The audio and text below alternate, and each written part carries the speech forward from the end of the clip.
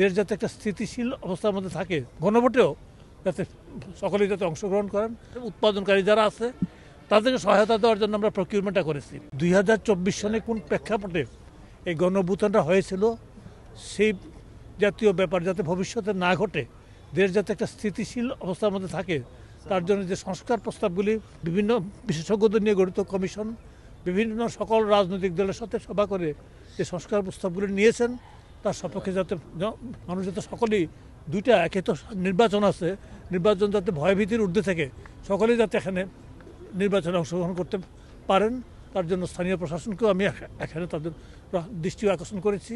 তারা আমাকে কথা দিয়েছেন তাই হবে, এবং গণভোটেও যাতে সকলেই যাতে অংশগ্রহণ করেন এবং ভোট দেন, এবং সেই মেসেজটা দিতে আমি তাদের বিষয়ে ভোটে বিঘ্ন যারা ঘটাতে চায় এবং তাদের বিরুদ্ধে প্রতিরোধমূলক ব্যবস্থা প্রতিরোধ প্রথম থেকে আগের থেকে যদি এই ধরনের চিহ্নিত কোনো অপরাধী থাকে তাকে তো পুলিশ পিক আপ করে নেবেই আগের থেকে।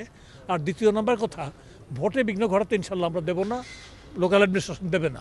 এখানে পুলিশের পাশাপাশি red of civil power army থাকবে, আর বিজেপি তো সিভিল অ্যাডমিনিস্ট্রেশনের অংশ, বিজেপি থাকবে, আনসার থাকবে, সকলেই থাকবে, আর ডিস্ট্রিক্ট অ্যাডমিনিস্ট্রেশন তো হয়ে গেছে ইনশাল্লাহ।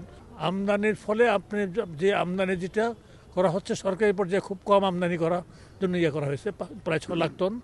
আর বেসরকারিভাবে আমরা এ পর্যন্ত 2 লাখ টন আনার জন্যে আমাদের সম্মতিপত্র দিয়েছি বাণিজ্য মন্ত্রণালয়কে।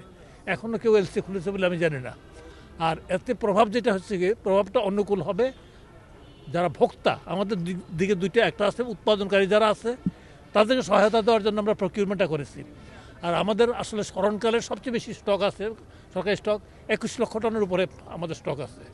আমরা আশা করছি যে কোনো ধরনের সংকট ইনশাল্লাহ হবে না, ভালোভাবে মানে খাদ্য ব্যবস্থা পরিচালনা করা যাবে। যাতে জানতে পারেন তার জন্যই তো এই প্রচেষ্টাগুলি, এবং তার জন্য আপনাদেরও সহায়তা দরকার আছে, গণমাধ্যম কর্মী যারা আছে তাদের সহায়তা দরকার আছে।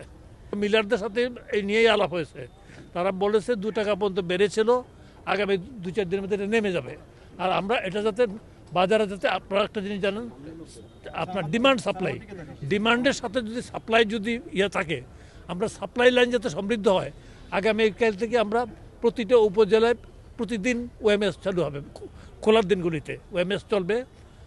পাশাপাশি আমরা আমাদের নেবারিং কান্ট্রি থেকে এলসির মাধ্যমে চাল আনার জন্য আমরা অনুমতি দিয়েছি। পুষ্টির বিষয়টা ব্যাপারটা হচ্ছে কি, এটা জটিল গবেষণার বিষয়, এসব নিয়ে গবেষণা চলছে এবং চলবে ইনশাল্লাহ।